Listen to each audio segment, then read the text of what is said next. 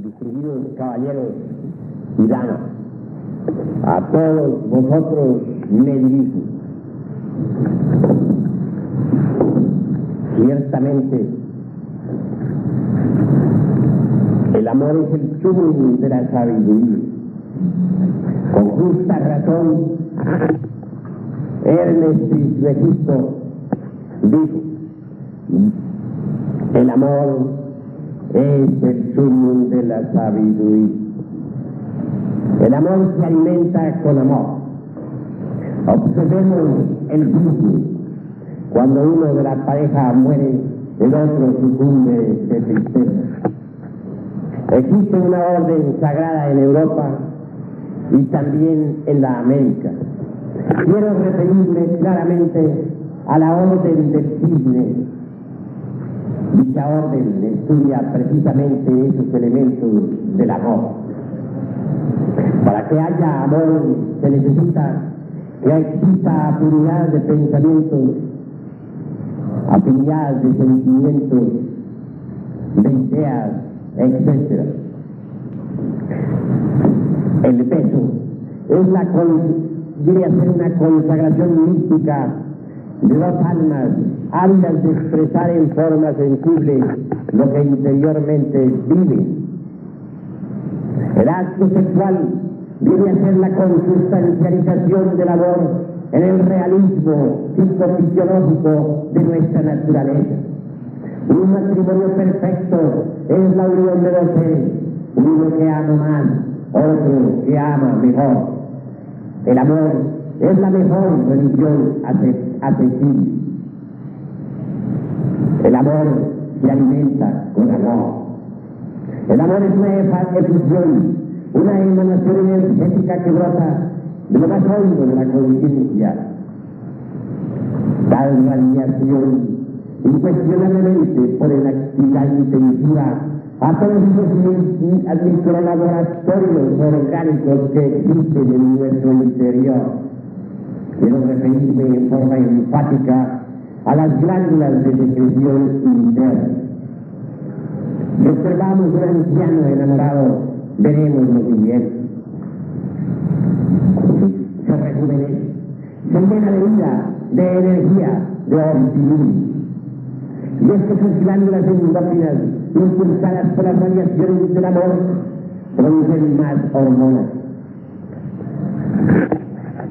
En Grecia, la palabra hormona significa ansia de ser, fuerza de ser. Ciertamente las hormonas llevan en sí mismas principios vitales maravillosos. Ha llegado la hora de comprender lo que es el poder del amor. Basta muchas veces un pañuelito para que nos llenemos de éxtasis cuando realmente estamos enamorados. El amor, se ha dicho, es la mejor religión asequible. Así que conviene que hoy estudiamos el sexo en sus aspectos trascendentales, comprendamos en forma clara y maravillosa lo que es realmente el poder del amor. Ha llegado la hora de entender lo que es el sexo en sí mismo y lo que es el amor. He dicho que el acto sexual es la consustancialización del amor en el realismo psicofisiológico de nuestra naturaleza. Conviene que vencemos de esas palabras. El amor es una comunión de almas ávidas de expresar en forma sensible lo que interiormente vive. Durante la cópula física o metafísica, las fuerzas más sutiles de la naturaleza envuelven a la pareja. Esas fuerzas magníficas que originaron la creación, obviamente no podían estar ausentes durante la cópula. Gracias a esas fuerzas tremendas de la naturaleza y del cosmos, pueden los seres humanos crear y volver nuevamente a crear. poder para poner sobre el tapete de la existencia una nueva criatura. Es cierto también, y es toda verdad, que mediante la fuerza sexual podemos transformarnos radicalmente. Por estos tiempos de crisis mundial y de bancarrota de todos los principios, se habla mucho sobre transformación. Existen innumerable teorías por aquí, por allá y acullá. Mas en verdad, la transformación solamente es posible sabiendo amar. Es mediante el poder energético sexual que nos podemos convertirnos en criaturas diferentes. La energía creadora vive y palpita en todo lo que es, en todo lo que ha sido y en todo lo que será. La energía creadora se manifiesta a través de los órganos sexuales de las plantas, de las flores, de los animales y del hombre. La energía creadora hace que el mundo sea siempre fértil. Gracias a la poderosa energía del sexo existir. Gracias a la poderosa energía del sexo nos encontramos todos aquí presentes. Si no fuera por el acto sexual de aquellos que nos dieron la vida, no estaríamos nosotros aquí y ahora. Gracias a una cópula clínica, pueden todos aquí presentes escuchar esta conferencia. Así que el acto sexual es sagrado en 100%. Nosotros, francamente, en nombre de la verdad, nos pronunciamos contra la pornografía. Vemos en ella precisamente la profanación de lo nominal. El sexo no es algo que merezca considerársele en la forma como lo considera la pornografía. No es motivo de vergüenza, ridículo o tabú. En la Grecia pagana de los tiempos antiguos, las etanías eran consideradas sagradas. No sabemos el papel que ellas tenían con el amor. En la Biblia del libro Japón, yo decía las fechas, a pesar de que se les mira desde el punto de vista meramente productivo. Sin embargo, ellas tienen un concepto un poco más elevado sobre eso, y amor. Pero en el mundo occidental actual, el concepto del sexual es generado lamentablemente. Eso es incuestionable. Culpa de ello, podemos decir que es ciertamente la pornografía. La culpa no podría existir si no existiera la mente degenerada. En nombre de la verdad debemos decir que la mente humana ha degenerado espantosamente. Ya no tenía aspecto con la reverencia de otros tiempos. Ahora se le mira desde un punto de vista meramente pornográfico. En la Creta antigua, en los tiempos aquellos en que se hablaba así se realizaban grandes procesiones. Entonces las sacerdotisas, portando enormes palos de madera, encabezaban aquellas procesiones. En el Egipto sagrado, el sexo era divinal en 100%. En el Egipto sagrado, el sexo era venerado totalmente. En aquella antigua edad, el palo siempre era representado por piedras agudas y puntiagudas. Y en cuanto al yoni, era representado siempre por piedras semejantes a copa.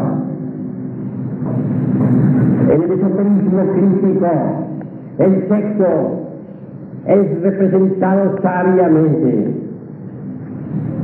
El lingam generador fue siempre simbolizado con el asta santa, con la lanza de Longín, con aquella con la cual el centurión romano hiriera el costado del Señor. En cuanto al yoni femenino, se le simbolizó siempre con el santo grial, es decir, con la copa santa, con ese cáliz que aparece en las manos del Redentor del mundo. El sexo pues es sagrado en 100%, pues sin la fuerza sexual no existiría ninguna criatura sobre la faz de la tierra. No es el sexo algo meramente fisiológico, como suponen muchos ignorantes ilustrados. No, es una energía cósmica que vuelve y que palpita en todo lo que es, en todo lo que ha sido, en todo lo que será. Mediante esa energía poderosa que en última síntesis deviene del sol, podemos transformarnos radicalmente. Cuando una pareja se halla en una cópula química o metafísica, puede perfectamente aprovechar ese poder extraordinario para convertirse en algo distinto. Eso es posible si aprendemos a amar el sexo. Eso es posible si nosotros estudiamos el poder sexual. Ciertamente, en un nombre de la verdad Diego, que podríamos aprisionar esa energía maravillosa que nos rodea durante la cópula química para hacer de nosotros algo distinto. En nombre de la verdad pondremos énfasis para decir que es posible aprisionar esa energía. En estos instantes nos viene a la mente Robert Schwartz. Este hombre hizo experimentos maravillosos con el sexo. Descubrió, por ejemplo, que excitando el aparato sexual y no derramando el semen, es decir, la entidad del semen, podría revitalizarse el organismo. Aún más, descubrió que podríamos rejuvenecernos totalmente. Robert Schwartz fue famoso en el terreno de la endocrinología. Existe también en los Estados Unidos la sociedad Oneida. Esta sociedad ha hecho experimentos extraordinarios. 25 familias se sometieron a una disciplina magnífica. Se les prohibió la eyaculación del semen. Se les permitió la conexión del lingam y yoni, pero sin derramar jamás el vaso de Hermes. El resultado fue formidable. Las parejas se transformaron magníficamente. Hombres enfermos sanados se rejuvenecieron, se llenaron de vida. Es claro que al no eyacular el semen, al no eyacular el esperma sagrado, se producen transformaciones maravillosas. El esperma se transforma en energía, y la energía, subiendo por el sistema nervioso hasta el cerebro, lo dinamiza radicalmente. El doctor Krumheller dijo que habría que seminizar el cerebro y cerebrizar el semen. Esto es bastante importante. Cuando se transmuta el esperma sagrado de este modo, se consigue que las hormonas sexuales entren en los canales sanguíneos. Entonces ellas estimulan a las glándulas endócrinas sexuales para que produzcan mayor cantidad de hormonas. Y el organismo todo se rejuvenece extraordinariamente. Los hindustanes nos hablan del Kundalini, extraña palabra para nosotros los occidentales, pero maravillosa en el fondo. La Blavatsky dice que es el fuá trascendente, contenido en toda materia orgánica e inorgánica. Ese fuá, ese poder de Kundalini Shakti, ese fuego sagrado, despierta mediante la transmutación de la energía sexual. Cuando el fuego solar Kundalini asciende por el canal medular espinal, se producen cambios psicológicos trascendentales y trascendentes en el ser humano. Los hindustanes, los brahmanes, los estudiantes de los Vedas, los tibetanos, etc., aseguran en forma enfática que en la espina dorsal hay 7 centros mágicos, magníficos, que nos pueden transformar y convertir en superhombres. Los teósofos dan a estos 7 centros nombres sánscritos. Al centro magnético del coxis lo denominan Muladhara. Al centro magnético de la próstata le dicen Swadhisthana. Al centro mágico del plexo solar, situado a la altura del ombligo, le llaman Manipura. Al centro del Karyas le llaman Anahata. Al de la laringe creadora le llaman Visuddha. Ajna al del entrecejo y Sahasrara al de la pineal.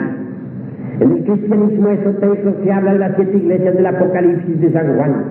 Al centro magnético del coxis le llama la iglesia de Éfeso. Y se dice que el fuego sagrado tiene poder para despertarnos. Y cuando despierta, nos confiere poder sobre el elemento tierra. Se nos asegura que la iglesia de Esmirna o iglesia prostática contiene extraordinarios poderes y que cuando despierta nos trae el poder sobre las aguas. Esa es la iglesia de Esmirna. En cuanto a la iglesia de Pérgamo, situado en el centro umbilical, un poco arriba del ombligo, dicen los esoteristas cristianos y estudiantes del Apocalipsis que cuando despierta nos confiere poder sobre el fuego universal de vida.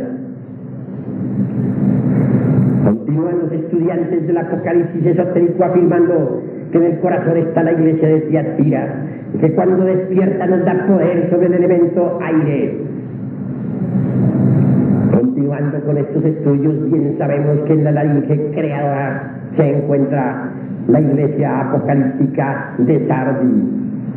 Despertado en ese centro nos da el oído oculto, ese es el sintetismo conceptual, máximo flor, aspiración refinada, etcétera, etcétera, etcétera. En el entrecejo está la iglesia de Filadelfia. Quien llegue a despertarla se hará clarividente. Podrá ver en verdad los misterios de la vida y de la muerte. Podrá percibir el ultra de todas las cosas. Ya no será esclavo de las fascinaciones del mundo tridimensional de Euclides. Podrá percibir eso que los ojos físicos no pueden percibir. Los escépticos, los incrédulos, los que creen imposible esta cuestión, se toman la molestia de desarrollar la iglesia de Filadelfia y corroborarán por sí mismos esta realidad. Es posible ver, sí, más allá del microscopio y más allá del telescopio. La clarividencia nos confiere tan tremendo poder. Por último, si abrimos la iglesia de la Odisea, situada en la parte superior del cerebro, en la glándula pineal, recibimos la clarividencia. Entonces podremos ver todas las dimensiones de la naturaleza y del cosmos. Así pues, la fuerza sexual maravillosa puede transformarnos radicalmente y hacer de nosotros verdaderos superhombres en el sentido más completo de la palabra. Ahora viene el caso de que en realidad de verdad tropezamos con distintas dificultades en estos estudios. Los escépticos piensan que no es posible que nosotros lleguemos algún día a tener poder sobre el elemento tierra. Como quiera que ellos son víctimas de las circunstancias, es imposible entender que uno puede aprender a dirigir las circunstancias. Obviamente el elemento tierra está en íntima relación con el tattva prithvi, es decir, con el éter relacionado con el mineral. Quien tenga poder sobre el elemento mineral etérico podrá desatar terremotos o apaciguarlos a voluntad. A muchos les parecerá imposible que alguien pueda dominar las aguas de la vida. Y sin embargo, en el pasado existieron hombres que tenían poderes sobre el tormentoso océano. Recordemos a Jesús de Nazaret, apaciguando las tempestades. No solamente él, muchos otros realizaron prodigios semejantes. Jesús en Gran Kabir dijo: los milagros que yo he hecho los podréis hacer vosotros y aún más. Cualquiera de ustedes que se tome la molestia de poner en actividad el centro prostático recibirá de hecho y por derecho propio poderes que le permitirán dominar el elemento agua. Yendo más allá en el terreno del fuego sagrado, es claro que quien abra el centro magnético del plexo solar puede dominar los volcanes en erupción, apaciguándolos o desatando nuevas tormentas ígneas. Esto es imposible para quien esté embotellado en el estrecho concepto de la ciencia oficial. Nosotros francamente nos hemos saltado los límites de esta ciencia y hablamos en el lenguaje de los esoteristas asiáticos u occidentales. Quien se tome la molestia de estudiarse la gran obra de Ramaprasad sobre las leyes ocultas de la naturaleza, verán que es posible adquirir poder sobre el fuego. Los yogis de la India pueden caminar sobre las llamas sin recibir daño alguno. El centro del corazón resulta importante. Se nos ha dicho que abriendo ese centro puede uno salir del cuerpo físico a voluntad.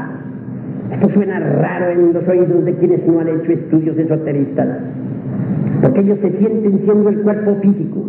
Ellos creen que son el cuerpo físico. Muy remotamente sospechan de que el cuerpo físico es tan solo una vestidura que se puede abandonar a voluntad. Cuando uno cree que uno es el cuerpo y oye eso de que es de salir del cuerpo, cree que el que está hablando anda muy equivocado. No puede uno comprender en esas circunstancias al que está hablando.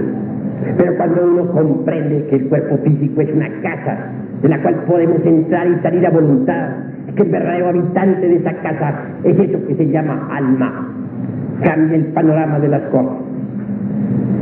Porque el alma consciente puede entrar y salir del cuerpo físico a voluntad. Y cuando se despierta el centro mágico del corazón tranquilo, uno puede abandonar el cuerpo físico a voluntad.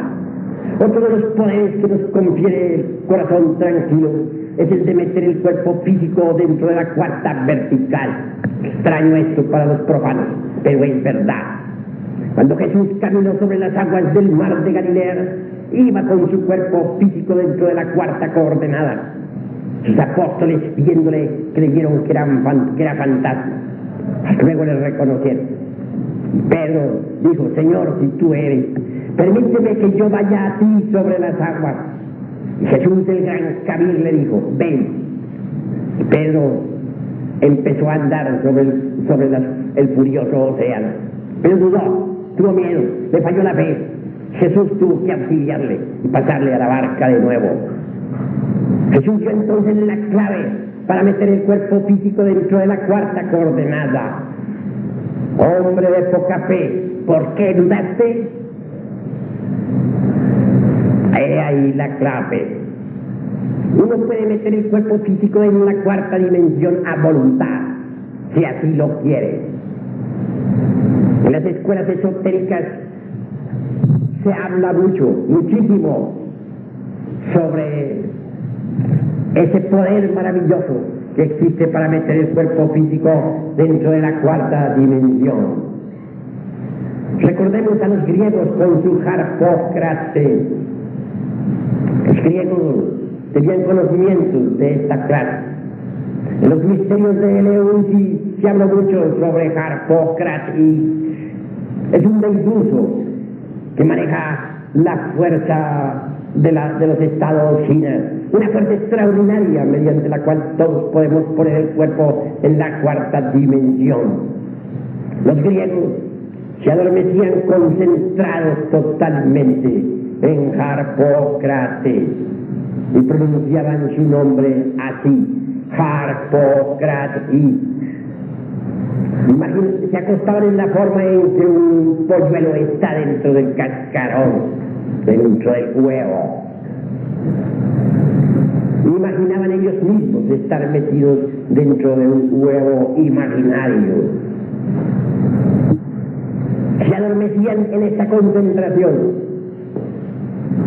y si sentían en su cuerpo rasquiñas, se dominaban a sí mismos, porque sabían que entonces perdían las posibilidades para realizar el experimento. Después, cuando se veían a sí mismos como inflados, como hinchados, suavemente se levantaban de su cama, invocando a Harpócrates. Daban un salto alargado dentro de su recámara con el propósito de sumergirse en la cuarta vertical. La concentración era terrible, pavorosa, espantosa. No tienen tiempo para pensar en otra cosa que en Harpócrates. Decían que este era un meduso muy especial. Y ciertamente con su ayuda, su cuerpo se sumergía en la cuarta vertical. Y así flotando podían abandonar su casa para viajar por el espacio. Quienes no han oído hablar estas cosas podrán sonreír escépticos. Pero quienes alguna vez hayan experimentado con la ciencia de los chinas sabrán que eso es verdad. Desarrollando el centro del corazón, ese que en el Apocalipsis se denomina Iglesia de Tiatira, se consigue el magnífico poder que nos permite entrar en la cuarta vertical con cuerpo físico y a voluntad para estudiar en esas dimensiones superiores de la naturaleza y del cosmos los misterios de la vida y de la muerte. ¿Y qué diremos de la iglesia de Sardis? Esa está situada en la glándula tiroides. Bien sabemos nosotros lo que es dicha glándula. Secreta el yodo biológico tan necesario para el organismo. Durante las horas del sueño, el ego abandona el cuerpo físico para moverse fuera de él mismo, para viajar por todas partes. En tanto, el cuerpo vital o asiento de la vida orgánica puede reconstruir, restaurar las energías del cuerpo físico. La glándula tiroides en este caso coopera, coadyuva, secreta el yodo biológico y con este se desinfectan totalmente los canales nerviosos. Total que cuando el ego vuelve al cuerpo físico, este está restaurado en sí mismo. Si el ego no abandonara el cuerpo físico, sería imposible la restauración total del cuerpo y entonces moriríamos. Es posible salir del cuerpo físico a voluntad. Todo ser humano abandona el cuerpo físico en instantes de empezar a dormitar. Y es necesario que lo haga para no morir. Podemos hacernos conscientes de esta función natural y eso no es un delito. Si nosotros vigilamos nuestro propio sueño, podríamos hacer voluntariamente lo que involuntariamente siempre hacemos. Podríamos salir del cuerpo físico a voluntad. Bastaría con que en ese instante de estar dormitando, identificados con nuestro ser, con nuestro espíritu, suavemente nos levantáramos del lecho. Entonces se produciría una desconexión total entre el ego y el cuerpo. Este último quedaría dormitando en el lecho y el ego, fuera del cuerpo, podría viajar por los mundos internos a voluntad. Así conoceríamos inevitablemente los mundos suprasensibles. Hacernos conscientes de esas funciones naturales no implica peligro alguno. Es posible. Y continuando con estas disquisiciones, llegamos al centro del entrecejo, la iglesia de Filadelfia. Cuentan que Nostradamus, ese gran astrólogo que escribiera las centurias y que todavía está tomando al mundo con sus profecías, pasaba las noches enteras concentrado intensivamente en un recipiente de cobre, en un caso el cual contenía en sí mismo agua pura. Allí se concentraba y dicen que como era vidente veía los acontecimientos del futuro. El cobre tiene íntima relación con la glándula pituitaria. Esta se halla a la altura del entrecejo. Bien sabemos que esta glándula secreta 7 clases de hormonas. También sabemos el valor de la pituitrina en la obstetricia. Nostradamus aprovechó el poder de esa glándula para realizar prodigiosas profecías. Es posible, desarrollando la clarividencia, ver los misterios de la vida y de la muerte. Las gentes nada saben sobre los misterios del nacer y del morir, de todas las cosas. Nacen sin saber a qué horas ni cómo. Mueren sin saber por qué. En vida se llenan de millares de teorías, pero mueren como muere todo el mundo. Entonces, ¿de qué les sirve sus teorías? Interesante sería adquirir conocimientos que nos permitieran transformarlos. Uno, por medio de la clarividencia, puede llegar a ver realmente los misterios de la vida y de la muerte. Por último, existe en la parte superior de nuestro cerebro la glándula pineal. Es muy pequeña, cuando mucho unos 5 milímetros y medio, rodeada de una fina arenilla. Despertando tal glándula una nueva actividad, podemos comprender por sí mismos y en forma directa todos los misterios trascendentales del universo y del cosmos. Es posible si nosotros nos transformamos, pero la transformación total del ser humano, la apertura de todos los centros mágicos del mismo, no se realizarían sin la fuerza mágica de la energía creadora del sexo. Por eso es que la cópula química resulta trascendental. Es en plena cópula como podemos nosotros despertar el fuego sagrado. Es en plena cópula como nosotros podemos transformar. El sexo no solamente puso en existencia nuestro cuerpo físico, sino que puede poner en actividad distintos centros que ahora están dormidos, centros extraordinarios de nuestra fisiología orgánica. Si queremos una transformación verdadera, necesitamos del fuego, y este despierta incuestionablemente mediante la magia sexual o mediante la magia del sexo. Ahora comprenderán ustedes lo que es el amor, lo grandioso. ¿Cómo podemos mediante el mismo rasgar el velo de Isis? ¿Cómo podremos mediante el mismo convertirnos en criaturas diferentes? El amor puede transformar. Cuando yo era joven, me llenaba de éxtasis al contemplar a Venus, la estrella de la mañana y del atardecer, y siempre me decía a mí mismo: solo el amor podría transformarnos y hacer de nosotros algo distinto. Y así es. Conozco un médico que hace experimentos extraordinarios, tiene aparatos magníficos, realiza cópulas químicas con su propia esposa dentro de una cámara especial. Esa cámara registra el poder del sexo, de manera que pronto podrá demostrarse científicamente ese poder.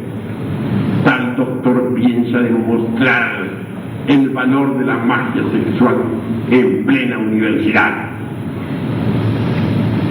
Obviamente va a producir una revolución científica extraordinaria. No doy el nombre ni el apellido de tal doctor porque aún no he sido autorizado para él. Solamente me limito a decir que hace extraordinarios experimentos científicos con el poder del sexo,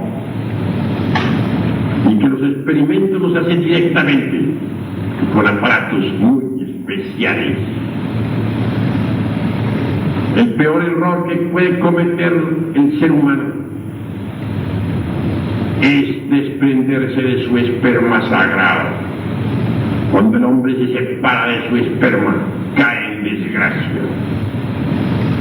Pero si transformamos el esperma en energía, esta energía puede rejuvenecer. Si por medio del sexo le damos vida a otras criaturas, es obvio que por medio del sexo también podremos darnos vida a sí mismos. Por medio del sexo es posible llegar a alcanzar la inmortalidad, no solamente espiritual, sino física. Los científicos hacen en estos momentos experimentos y esfuerzos con el fin de lograr alargar la vida. Se han inventado sueros que se asegura pueden prolongar la existencia hasta 150 años. Pero la realidad de las cosas es que Stalin murió rodeado de científicos, que Eisenhower murió rodeado de sabios médicos. Entonces, ¿en qué quedaron todas las teorías? En cambio, nosotros tenemos gente que aún vive. Gentes de los siglos XIV, XV, XVI, XVII, existiendo todavía. Quiero referirme en forma enfática al conde de San Germán. Este conde de San Germán existe aún hoy en día en pleno siglo XX. Conde de San Germán. Durante los siglos XV, XVI, XVII, XVIII, XIX actuó en Europa. Llevó distintos nombres de acuerdo con la época. Fue el príncipe Rákóczi en la casa de los Rákóczi en Austria, conde San Germán en Francia, etc. El conde San Germán transmutaba el plomo en oro y hacía diamantes de la mejor calidad. Gobernaba los elementos y todo el mundo le adoraba. Era un hombre que podía mandar a la naturaleza. El conde San Germán no ha muerto. En 1939 estuvo en Europa. Se entrevistó con los diplomáticos de aquella época. Aconsejó. Quiso salvar a la humanidad de la Segunda Guerra Mundial. Mas, como quiera que los estadistas estaban empeñados en esa horrorosa guerra, hubo de retirarse. Giovanni Papini, el niño consentido del Vaticano, aquel que fuera excomulgado por su curioso libro titulado El Diablo, da testimonio sobre el conde San Germán. Se encontró precisamente en un barco cuando navegaba por el Índico. Y cuenta San Germán que abordó a este extraño personaje. No tuvo inconveniente alguno él mismo en mostrar sus documentos de identificación. Era San Germán. Al desembarcar en la India, un grupo de lamas que habían venido desde el Tíbet le recibieron y se lo llevaron precisamente para los Himalayas. Así es cierto y de toda verdad que el conde San Germán vive. Giovanni Papini da testimonio sobre el conde San Germán. Giovanni Papini es ante todo un escritor serio. No hay duda de que el conde San Germán volverá nuevamente al mundo occidental en el año 1999. Entonces cumplirá una brillantísima misión. ¿Y qué diremos de ese otro hombre que se transformó mediante los poderes del sexo? De ese otro hombre que logró el elixir de larga vida y la piedra filosofal. Quiero referirme en forma enfática a Cagliostro. Él fue el mismo Mesmer que asombró a Europa con sus curaciones magnéticas. Él fue José Bálsamo. Él fue conde Fénix. Él fue Cagliostro. Es mucha la crítica que existe contra el conde Cagliostro. Se han escrito muchos volúmenes calumniosos. Obviamente todos los que contra Cagliostro han escrito basan sus escritos precisamente en las crónicas de policía, crónicas todas tendenciosas, crónicas basadas en calumnias de la época. Ojalá pudiéramos conseguir algún día las memorias del conde Cagliostro. Circulan en Europa, posiblemente en Francia. Allí encontramos la verdad sobre Cagliostro, sus memorias, escritas por él mismo. Muchos creen que el conde Cagliostro murió, se equivocó. El conde Cagliostro no murió. Alejandro Dumas piensa que falleció en instantes en que se debatía con otros sujetos a base de espada, y se equivocó Alejandro Dumas. Otros hay que piensan que fue metido en una cárcel de la Inquisición en Roma y que allí murió. Otros creen que se escapó de otra prisión. Y es mucho lo que se ha dicho, pero en realidad de verdad nadie sabe sobre la muerte de Cagliostro. La verdad es que Cagliostro no murió y que vive. Pronto entrará en una nueva actividad. Estos hombres se transformaron y se inmortalizaron, se convirtieron en superhombres y en mutantes mediante la energía sexual. Es posible rejuvenecerse y es posible inmortalizarse con ese foie incógnito y desconocido que surge del sexo precisamente durante la cópula química o metafísica. Ante todo debemos valorar la energía sexual en sí misma, porque es formidable. Así nosotros persistimos en el deseo de reproducirnos como bestias. Así nosotros persistimos en la fornicación y en la lujuria. Incuestionablemente fracasaremos. Nos convertiremos en meras piltrafas humanas. Necesitamos transformarnos y esto es posible solamente amando intensivamente. Cuando el hombre y la mujer se saben amar, viene la transformación radical. Hasta aquí mis palabras. Están invitados todos para mañana a la misma hora. Nos proponemos hacer una amplia conferencia. Hoy no podremos proseguir por falta de tiempo, pues hemos ya de salir debido a ese verdugo que se llama tiempo.